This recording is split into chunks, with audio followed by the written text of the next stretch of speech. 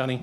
Welcome to Ireland. Obviously, you were here a few months ago watching the last set of fights. Do you feel like that was a good preparation for fighting here yourself on Saturday night? Yeah, sure. I really like 3 Arena, everything. The fuck, bro? All right, let me restart that. Yeah, Dublin's a great city. Really enjoyed my time the last time I was here. Got to watch my boy Amosov defend his title.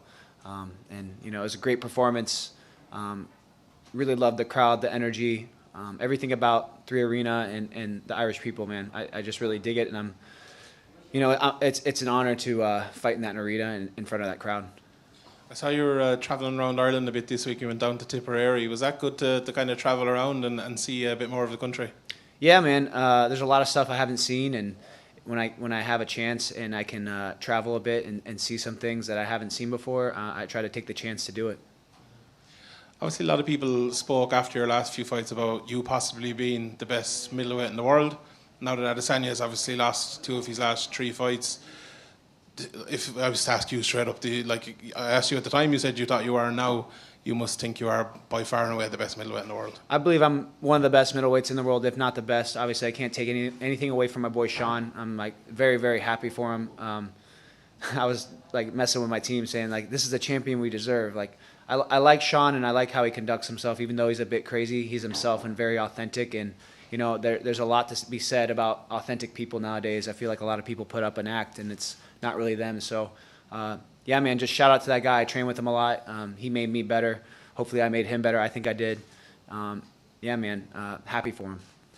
Is that sparring heavy style that he seems to have in preparation something you like to do too, or is it something you maybe learned from him to do or not to do possibly? I love sparring, man. I spar a lot. I spar probably the most in our gym.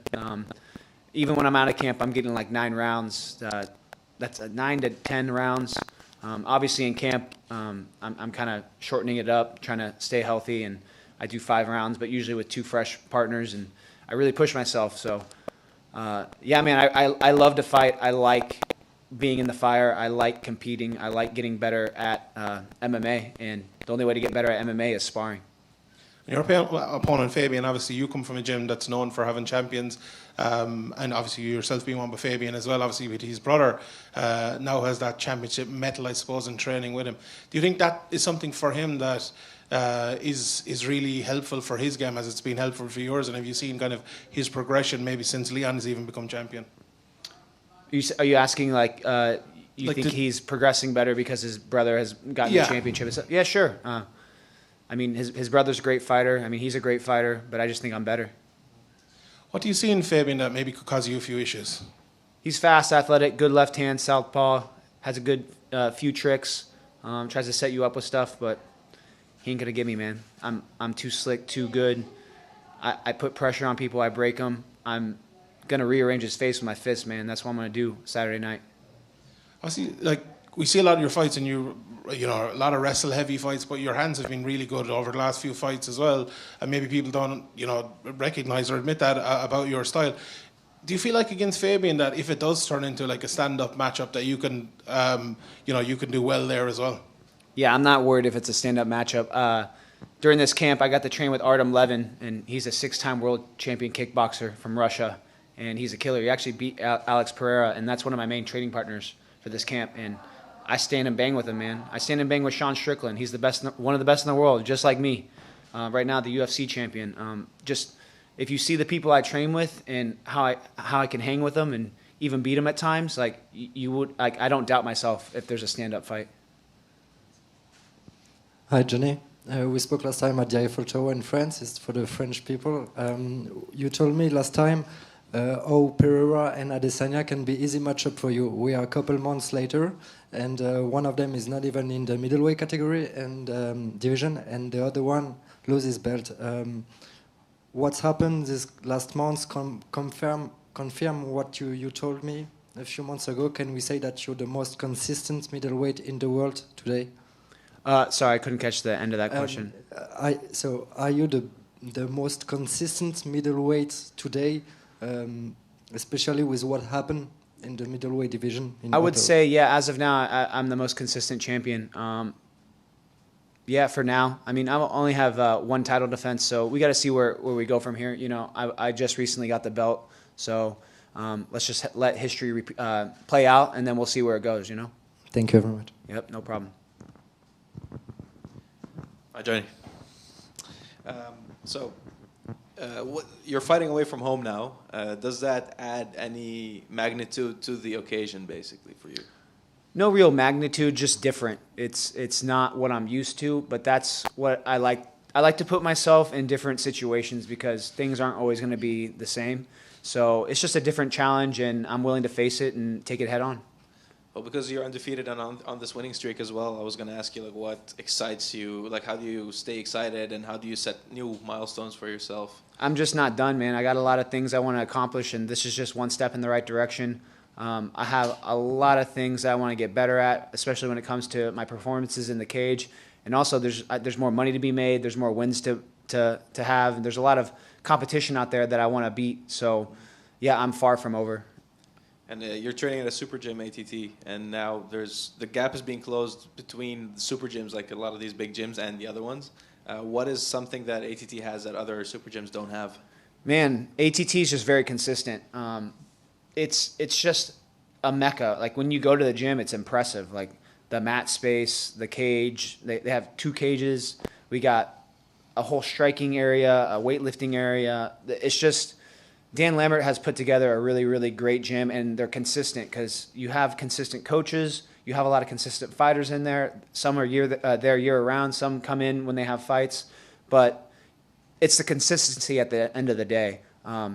Like, for instance, Killcliff used to be Sanford, which used to be Black Zillions. They're moving over a lot.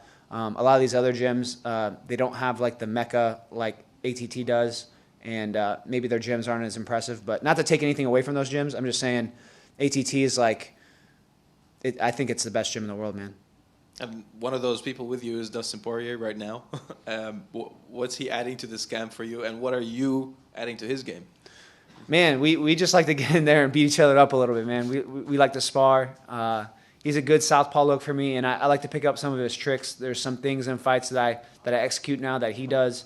Honestly, I look up to the guy. He's a great person, a great father, just all around a great human being, and I'm happy that I'm like friends with him and I get to train with him and learn from him because his record and the people he's beat is unmatched. You know, it's pretty crazy.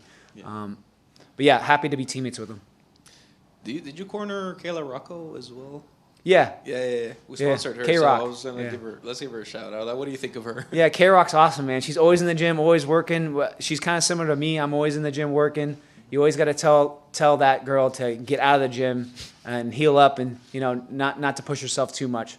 But yeah, I think she has a bright future ahead of her. She's game. Yeah. She'll fight anybody. Almost gets her in trouble sometimes, but she'll fight people outside of her weight class. But yeah, shout out to K-Rock. Awesome. Hey, good luck. Thanks. Any more questions? One online here, Patrick.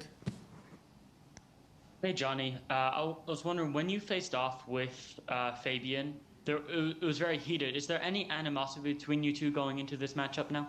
Yeah, I just don't like his face. I don't know, something about it. I just want to rearrange it with my fists and beat the shit out of him. Yeah, that's about it. He's just on my hit list now because he's the next guy in line. I just don't like the way he carries himself. I don't know, it's weird energy. I'm just going to beat it out of him. And adjusting to the time difference, your first time fighting in Europe, but you did make a few trips to Europe, just like where the Fabian face-off was. How thankful are you for having made those trips, and any tricks you learned on those trips that you've used this week? Yeah, you just got to get out there early, get used to the time change, kind of push through the first day. If you don't you don't sleep very good on the plane if it's overnight, so I just push through the first day and then adapt from there. And basically I'm on the time schedule out here now, and I feel good. Thank you. Santiago. Hi, Johnny. Thank you for the time. Sabah Homasi and Roman Feraldo are also on this card. And J.J. Wilson. J.J. Wilson, too. Exactly. Yeah, I forgot about him. And, don't forget about J.J. Wilson, bro. No, but getting back to Sabah, he's a little bit newer in the gym, by the way. That's why I forgot about him. But getting back to Sabah and Roman, this is both for both of them their bounce back fight. They had a tough last outing. Does it feel good for them to have you, the undefeated champ, with them this time? Man, it's great to have teammates, especially those two. Great energy, great training partners. They're good friends of mine, man. So we're just out here on a business trip and having fun and enjoying every moment of it. And then, you know, Johnny, in the beginning of your Bellator career, it was a little bit tough getting ranked opponents, even though you were ranked. But then after the Salter fight, boom, it quickly, you know, it went like a rocket ship.